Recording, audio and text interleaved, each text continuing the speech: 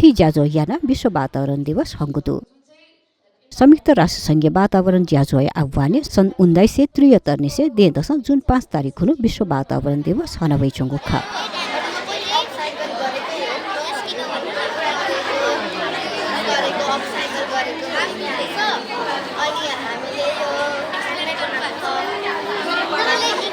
तुक्सी plastic जन्य प्रदूषण नङ्केर्नु वातावरण मैत्री विकल्प या उपयोग या नथैको नारानाप दिवस हङ्गुख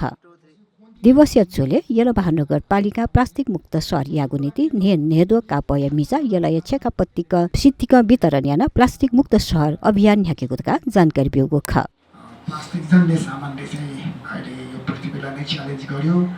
आदि इत्यादि विषयमा नै थियो तसर्थ त्यो कुरामा चाहिँ अब म चाहिँ किनोट स्पिकरको हैसियतले बोल्दै गर्दा मैले चाहिँ भन्दै कि हामी चाहिँ ललितपुर महानगरपालिकामा चाहिँ हामी 40 माइक्रोनभन्दा कमको प्लास्टिकको झोलाहरू हामी पाइनुपर्छ भनेर मैले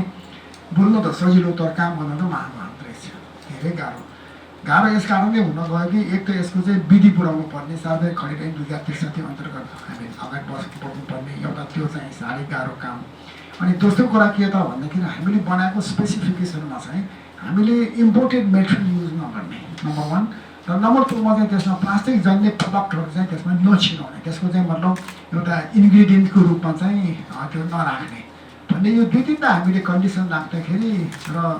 यो चाहिँ सप्लायरहरू चाहिँ अलिकति सशङ्कित हुन गयो र त्यसले गर्दाखेरि हामीले चाहिँ अलिक यसमा हामीलाई अलिक समय लाग्यो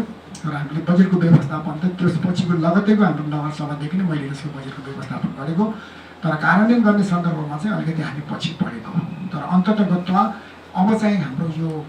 सामान हामीले बनाएको स्पेसिफिकेसन बमोजिम चाहिँ ओके भयो र टेन्डर पनि गऱ्यौँ टेन्डर पनि गरिसकेपछि सोही बमोजिम अहिले चाहिँ हाम्रो डेलिभरी पनि भयो अब हाम्रो तथ्याङ्क अनुसार चाहिँ हाम्रो ललितपुर महानगरपालिकामा 71,000 घरधुरीहरू छन् अब हाम्रो प्लान के त भन्दाखेरि यी 71,000 घरधुरीलाई चाहिँ हामी प्रत्येक घरलाई हामी एउटा झोला चाहिँ निःशुल्क हामी वितरण गर्छौँ त्यसको अब हामी चाहिँ निकट भविष्यमा हामी शुभारम्भ अथे विश्व वातावरण दिवस या चोले यलया बासोरा स्कुल या इको क्लब यल महानगरपालिका वडालिया 19 या मङ्का गोशाले वातावरण सम्बन्धी थिति सामग्री या प्रदर्शन चुको खा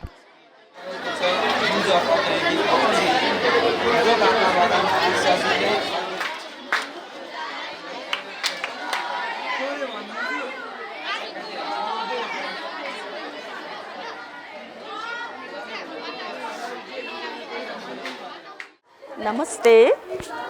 जी न्यानोटी गुरमा बासरा माध्यमिक विद्यालय फाउन्डर प्रिन्सिपल ख ठाउँ बासरा स्कुले विश्व वातावरण दिवस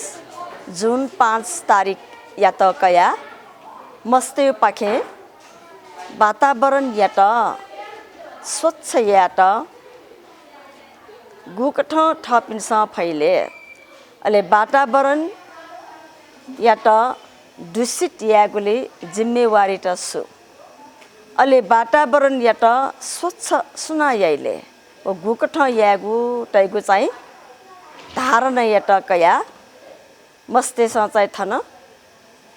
वातावरण दिवस या त प्रेजेन्टेसन बा थपिन्छ विभिन्न प्रकारको सामग्री या त देका वन थपिनिगु छे डुगु गु चाहिँ सिटी वनिगु चीज ख उकी यट चाहिँ देका अभिभावक वर्ग पिन्त व बासर स्कुल परिवार पि सक्कस्तन चाहिँ केङ्गुजल अथे साथसाथै फाउन्डेसन व काठमाडौँ विश्वविद्यालय मङ्का गोसाले नेपाल कोइला बहिर्गमन कार्यक्रम घोषणा यागु ख सन् 2045 तकै दुने कोइला मुक्त नेपाल भविष्य निर्माण यागु उद्देश्य नाप कोइला या प्रतिक्रियाशील प्रयोग न्यायचित संक्रमण ज्याजोले औपचारिक शुभारम्भ घोषणा यागु ख डेभलप कन्ट्रीज जसले एक्सेस कार्बन इमिसन गरिरहेका छन् एक्सेस कार्बन इमिसन गरेर त्यसको डाइरेक्टली इन्डाइरेक्टली बेनिफिट लिइरहेका छन् उनीहरू पनि अहिले कम्पेन्सेसन दिनको लागि बाध्य भएको छ र एउटा राइट्सको रूपमा इस्टाब्लिस समेत हुन पुगेको छ यो वर्तमान परिप्रेक्ष्यमा कुरा गर्दाखेरि अलिकति साथसाथै फाउन्डेसन र केयुले अहिले एउटा नयाँ कन्सेप्ट जुन ल्याउनु भएको छ एउटा कोल र कोलबाट इमिसन हुने कार्बन त्यसको डाइरेक्ट कार्बन त्यसको इम्प्याक्टहरू के छ कति एक्सटेन्टमा हामीले युज गरिरहेका छौँ त्यसको इम्प्याक्ट के छ र एउटा कन्सेप्टको रूपमा भए पनि डिफ्रेन्ट इयर वाइज रूपमा प्लान गरेर एउटा सर्टेन इयरसम्ममा यसलाई कसरी न्यूनीकरण मिनिमाइज गर्न सकिन्छ भनेर एउटा कन्सेप्चुअलाइज गर्नुभएको छ। यो सर्टेनली एउटा अति नै राम्रो सुरुवात हो।